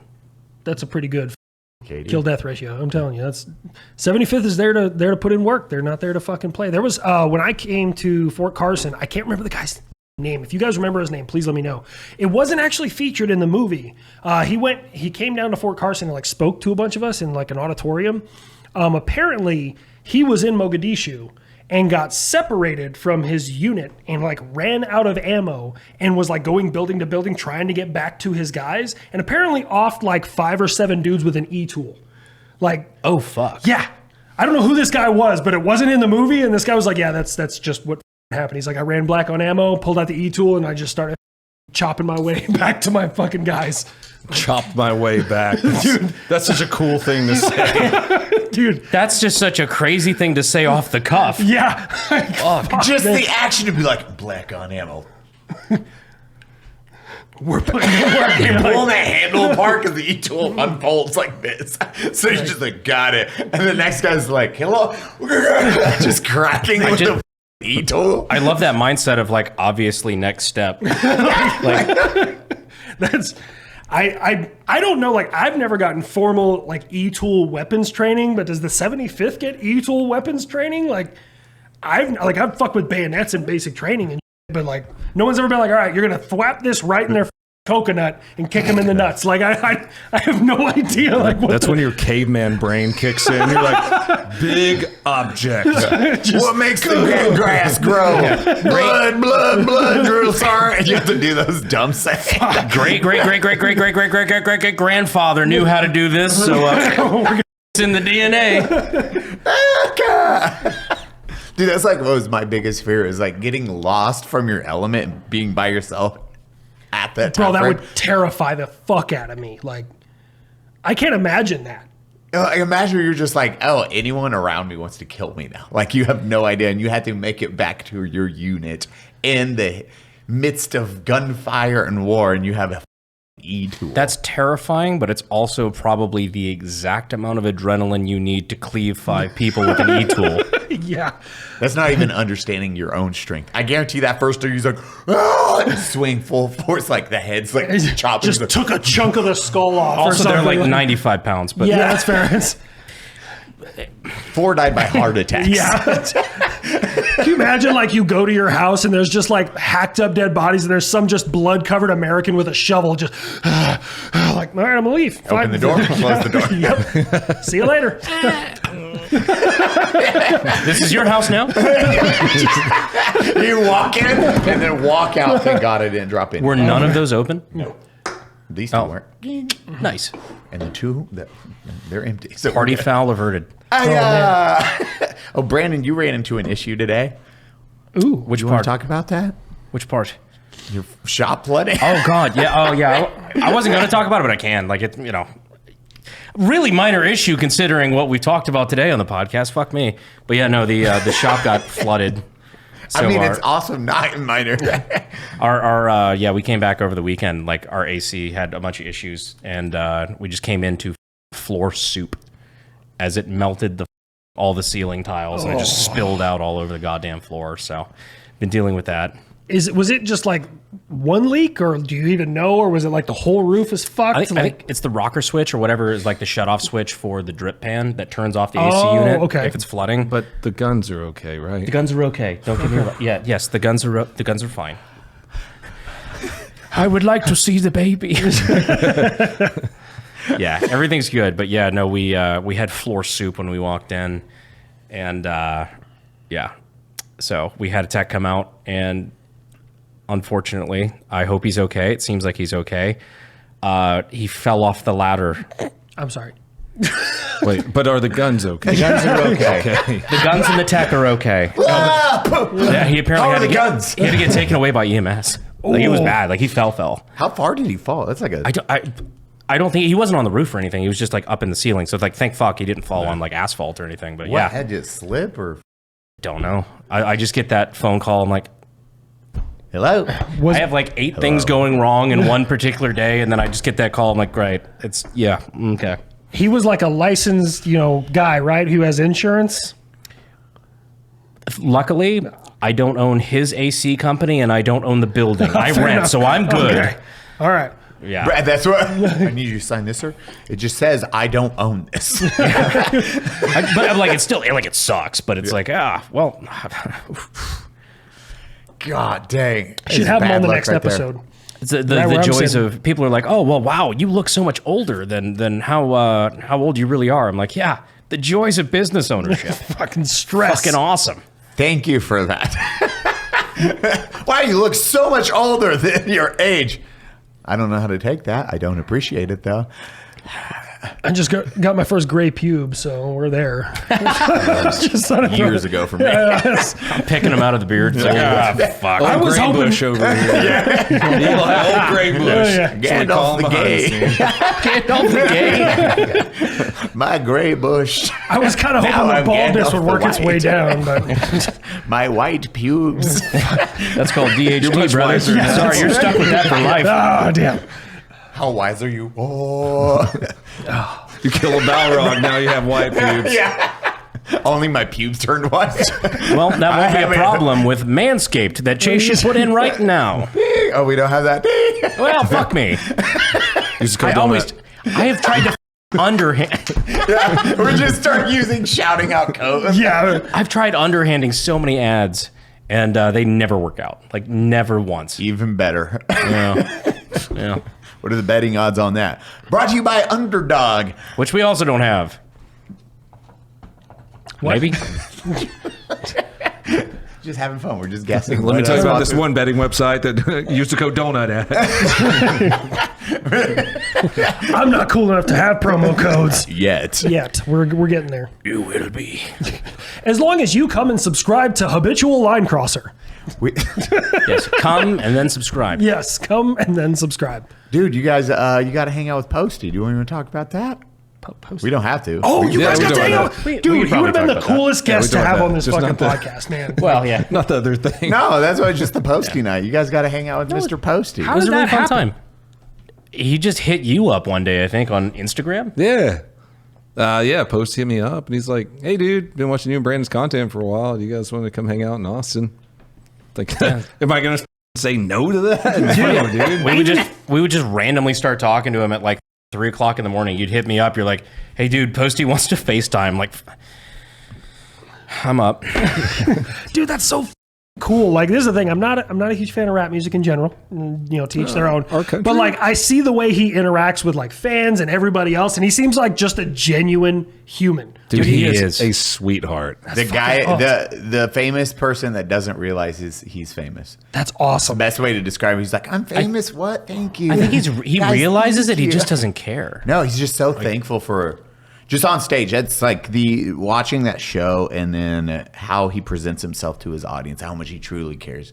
It's fucking mind blowing. Like that for the live show, that motivated me for our own shit because I'm like, that is a performer, and that's the level that we should be at. That is how you thank your audience. That's how you present yourself to your audience. It's so awesome. In between every single song, he would stop and be like, I love you guys so much. I love everyone that's here, and I appreciate everything you guys are doing for me. Like in between every single Ladies song. and gentlemen, thank you so fucking much. Like that was everything. Like and it wasn't just like, thank you guys, appreciate it. It was like, you could tell like he was like a couple times he's almost like choking up talking about it. It's like, he's just hearing this crowd response. He's like, thank you so much. That's awesome. And he's also a big gun guy. So, I mean, that's right up y'all's alley. He is an autistic gun guy. That's really? Yeah, dude. He is a gun guy.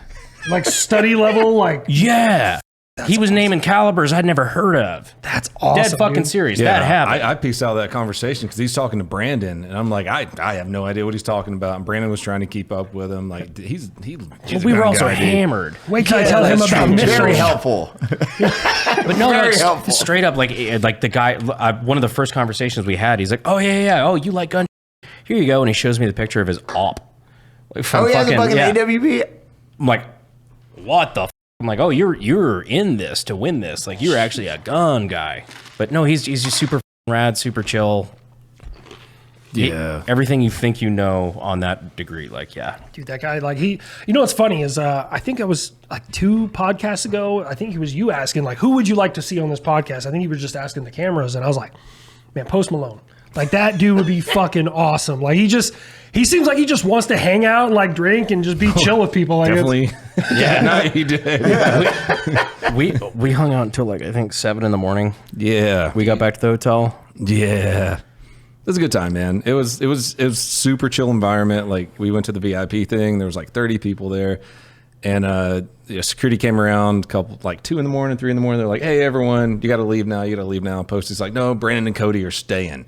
And so we sat around with like maybe 8 or 9 people in a circle with their It's like us and the girls, his close friends, stuff like that. Yeah.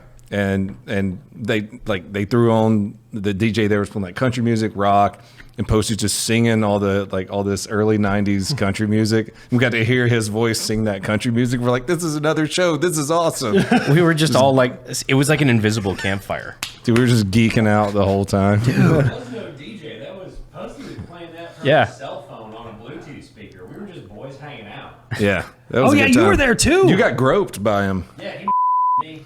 Yeah. And I wanted it. I'm so jealous. Why don't we get that? More of Post Malone, grown men, and less of Harvey Weinstein. Bring what we want. Fuck it. You hear me, Post? Great Less fucking guy. Diddy parties, more Posty parties. Yes, that's what we need. It was rad, man. I'm so jealous, but I'm so happy for you guys at the same time. That's awesome. It's just good to actually know, like, behind the scenes, he's the same fucking guy. That's That's so fucking For sure. cool. 100%. Dude, I will say, I love that musicians that are talented at that level, because that's what fucking Warsnup does the same thing. They just sing, and it's beautiful to hear. You're like, I'm getting a private show with these pipes right here, and it is absolutely just astounding. You're just like, wow, okay, well, they're singing. It was just surreal because it really did feel like just hanging out with the boys. Because, I mean, it was like 3 o'clock in the morning. We're all just hammered, singing 90s country music around an invisible bonfire. It was like one of my favorite memories now. That was pretty cool. I think the closest I ever got to that is I repaired Tech Nine's van years ago. I was like 17 years old. He came to Denver, and my buddy Ray, I don't really talk to Ray no more, but anyways, Ray was opening for Tech Nine, and he called me, and my dad was like a junk dealer. I mean, he has just a whole bunch of shit in our like huge acre lot, and he was like, hey man, you got a mirror? And I was like, yeah, what kind of mirror? He's like, one like this, and like takes a picture of a van that was like sideswiped and the mirror was ripped off, like one of those truck mirrors. I was like, yeah, let's do it. No problem, dude. And he's like, all right, I'm coming to get you. We went there. Look, I'll be honest with you, I had no idea what Tech Nine looked like. I was like, there was like black dudes everywhere. I was like, which one's Tech Nine? Like, I'm sorry, man. Like, I had no, like I'd listened to him before, but I had no idea who the fuck he was. This dude, What are you insinuating? Yeah, bro, I'm sorry, man. I just jammed out to the music, bro. This dude came in. He was like 6 foot 1,000, like 700 pounds. This enormous black dude. And apparently the backstage pass was like a sticker, and gave me like the sticker, and I repaired the van. And then we he went, turned around, and in his back was Tech Nine. Dude, Tech is not very tall. He's not a big dude. He was like, I mean, I want to say he's like 5'7", 5'9". Like, he's not a very big dude, but he's super thankful, super nice. He's like, you drink free, everything you want all night. I was like 17. I was like, fucking cool. Let's do it, dude. That's rad. Like, that was awesome, bro. But yeah, that was the closest I've ever gotten anything like that. I'm so jealous of you guys, but at the same time, I'm excited because the closest other than that, I've got two of my own personal concert. It was a homeless person screaming at the top of their lungs at like a street sign while I was waiting on a train. Sounds like Austin. We had to experience that a little bit. Oh yeah, God. Yeah, it was, dude, it was funny. We walked backstage and your girl was like, Rogan's behind us.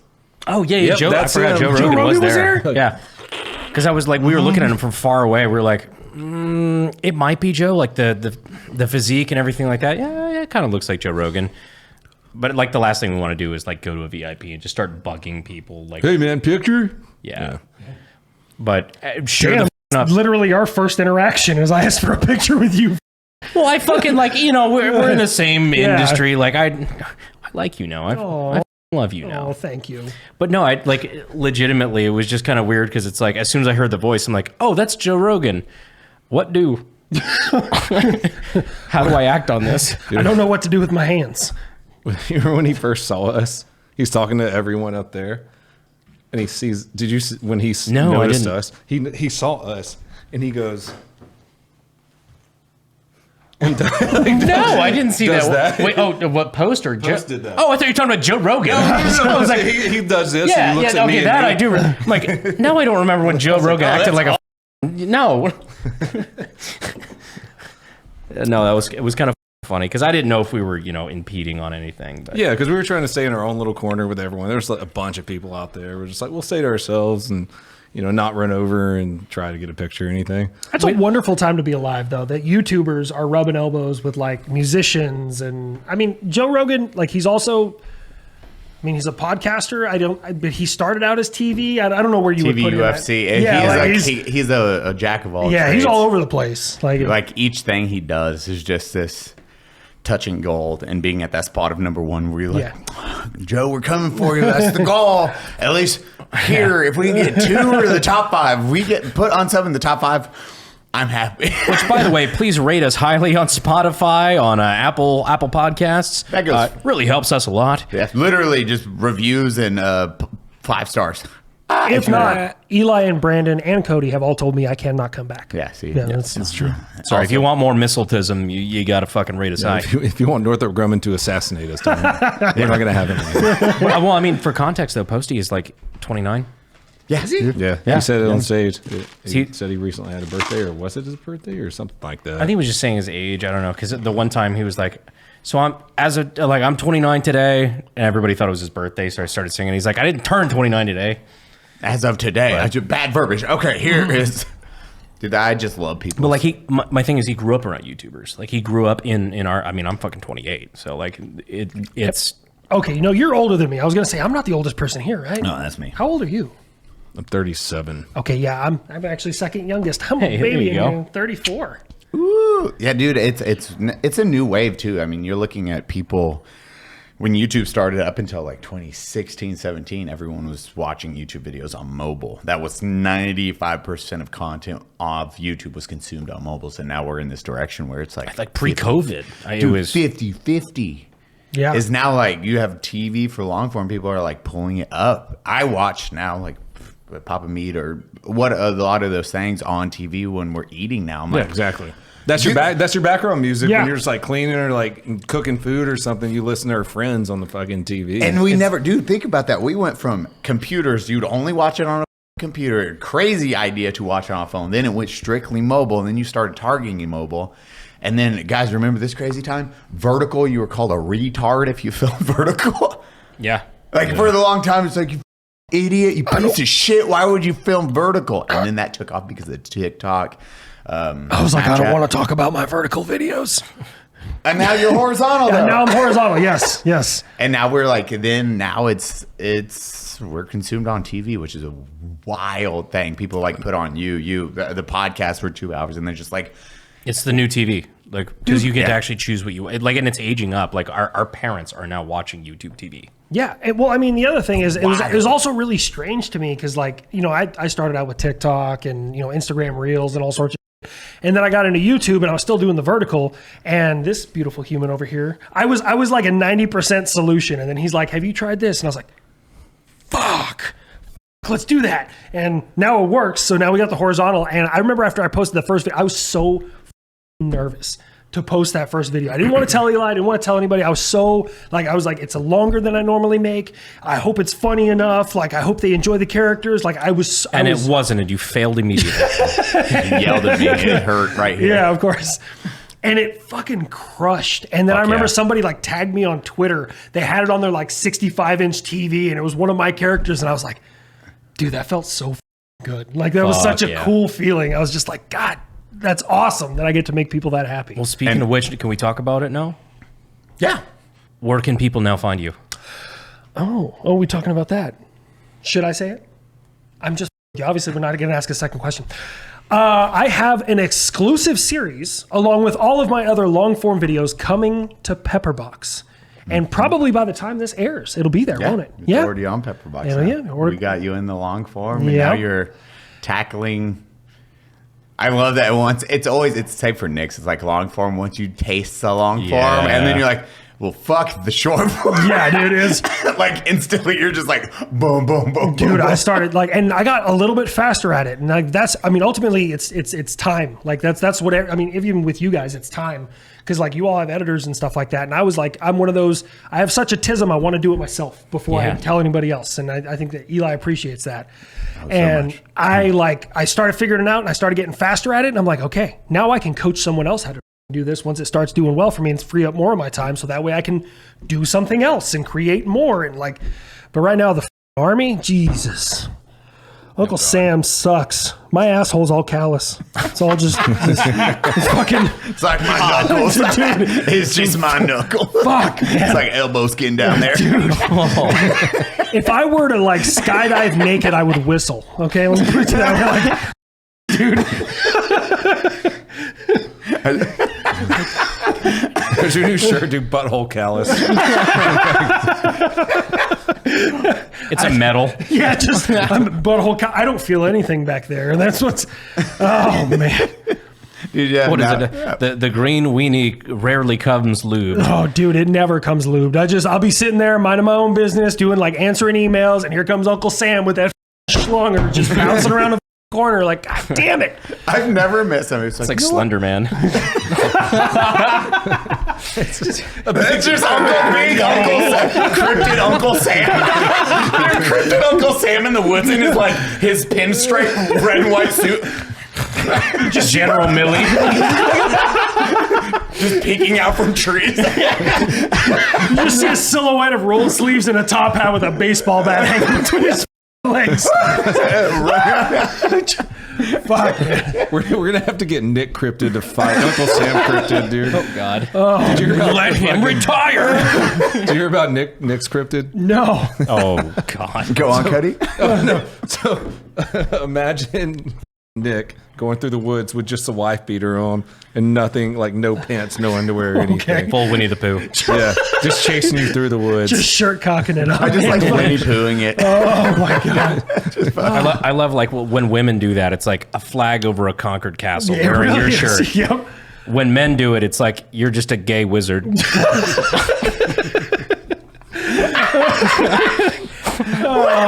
I love the two images side by side. It's like cartoon drawings. It's like gay wizard, conquered castle, both inappropriate. You're like, holy shit. Well, brother, we're going to go to the after show if you're down. Everyone got 10 minutes? Of course, I got 10. Yeah. 10 minis? Let's close this bitch out. Cody? Thank you guys so much for joining the Unsubscribed Podcast. I was joined today by Eli Doubletap, Habitual Linecrosser, Brandon Herrera, myself, Please check out the Unsubscribe After Show on Patreon. We'll see you in a bit. Love you guys. Love you. Where do we find you? HabitualLinecrosser.com has a link to all of everywhere if you want to watch me on YouTube, Instagram, Facebook, and now Pepperbox. Ding. Boop. Love you guys. See you in a few.